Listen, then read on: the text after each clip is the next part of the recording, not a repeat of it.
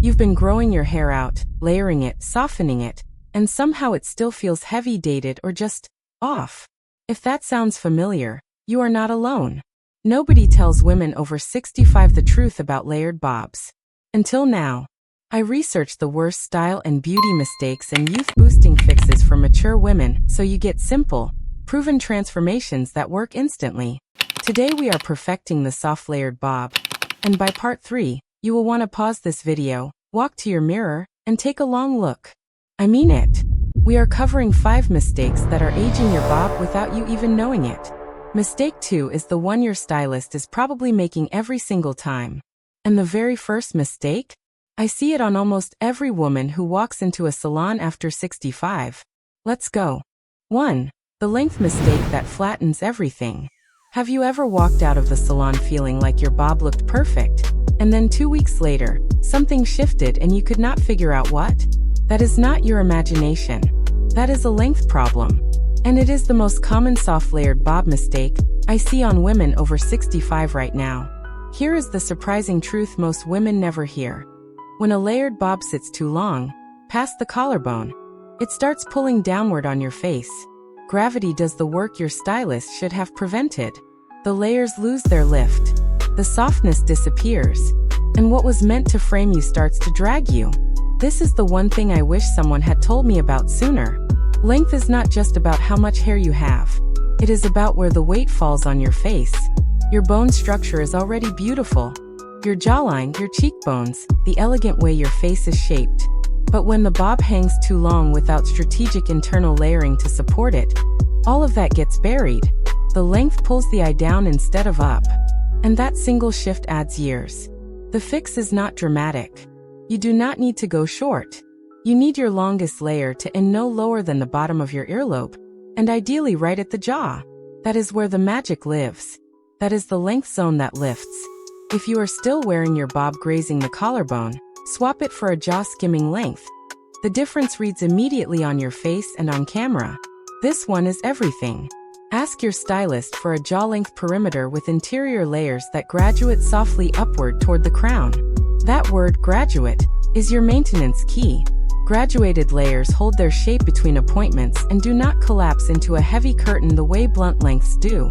The moment your bob hits that jaw-length sweet spot, your cheekbones come forward, your neck looks longer, and your whole face reads younger. Not subtly, visibly. And speaking of what reads on your face, part 2 is about something even more invisible than length. It is happening at your roots right now. And it is the reason your bob looks flat in every photo. 2. The root volume mistake your stylist keeps making. Here is a question I want you to sit with for a moment. When was the last time your bob had real volume at the roots, not just at the ends? If you are struggling to remember, that is the problem.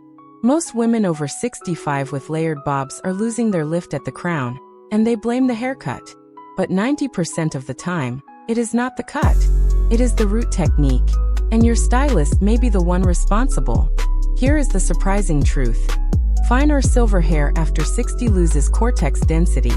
That means the strand itself is physically thinner than it was at 40. When a stylist cuts your bob without accounting for that density change, cutting it the same way they always have, your layers collapse inward instead of fanning outward. The result is a bob that sits flat by noon, no matter how much you style it. This is the one that made a friend of mine stop mid-conversation and ask what was happening to her hair. She had been blaming the humidity. It was never the humidity. The fix is called root lifting internal layering, and it is exactly what it sounds like. Your stylist should be removing weight from underneath and near the root zone, not just at the ends.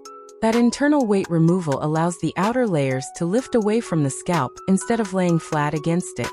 If your bob is still being cut with the same technique your stylist used a decade ago, swap it for a consultation specifically about density-adjusted layering for fine or silver hair. Use those exact words. A skilled stylist will know immediately what you mean.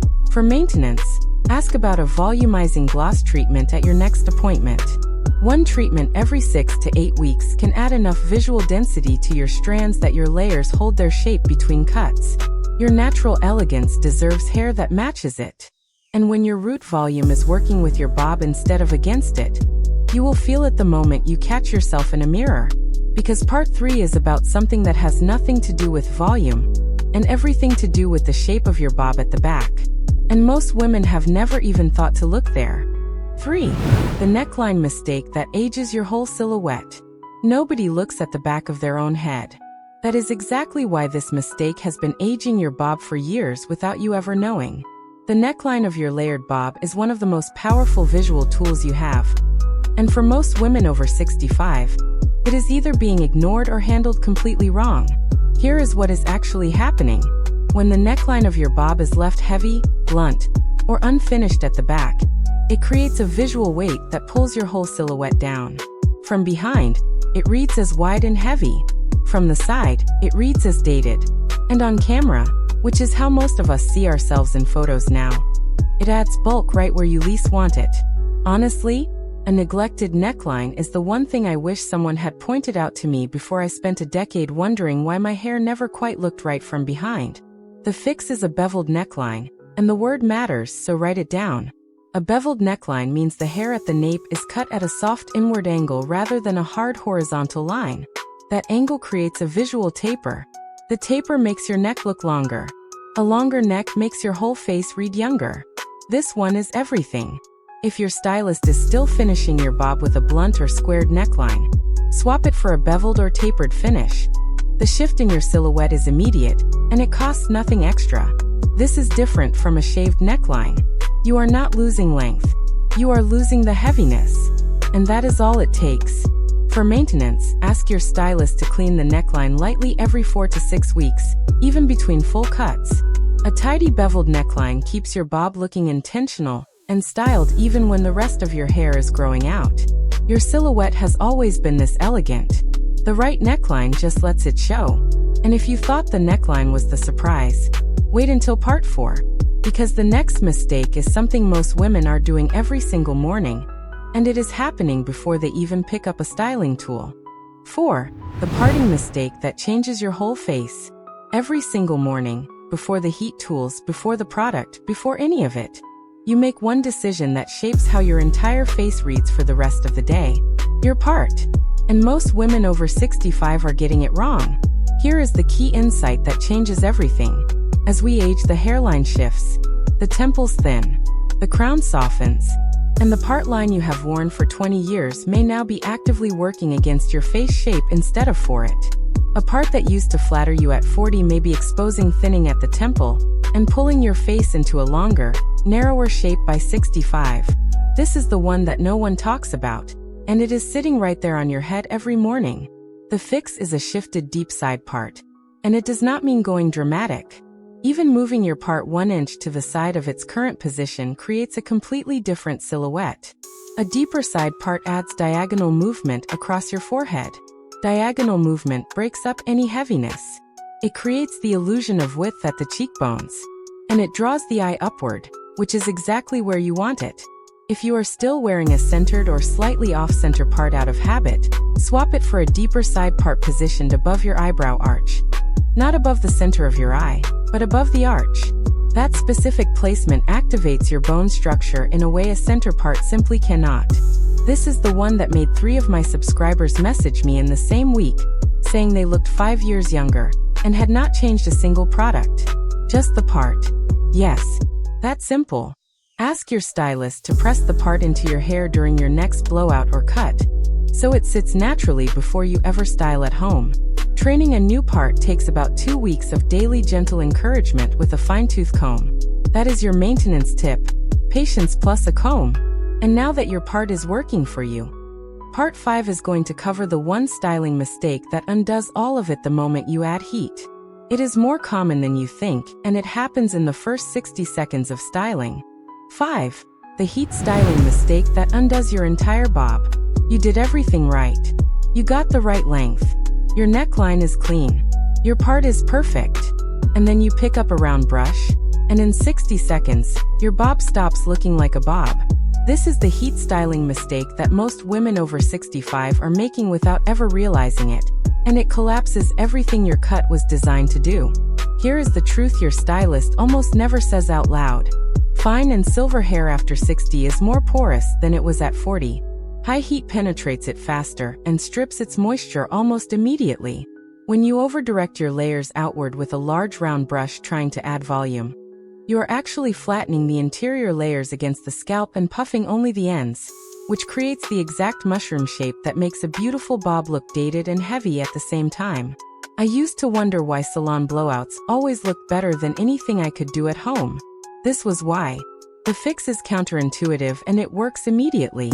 Instead of directing all your brush movement outward, use a medium round brush and direct the root section upward and slightly backward, away from the face, before releasing. That single direction change is what creates internal lift rather than external puff. The layers fall into place around the lift instead of collapsing against it. If you are still using a paddle brush on your layered bob at home, swap it for a medium ceramic round brush with natural bristles. The natural bristles grip your layers individually rather than pushing them as a solid curtain. The result is movement, not volume for volume's sake. This is the one that genuinely changed how my mornings go. Less effort, better result, and the bob actually looks intentional by the time you walk out the door.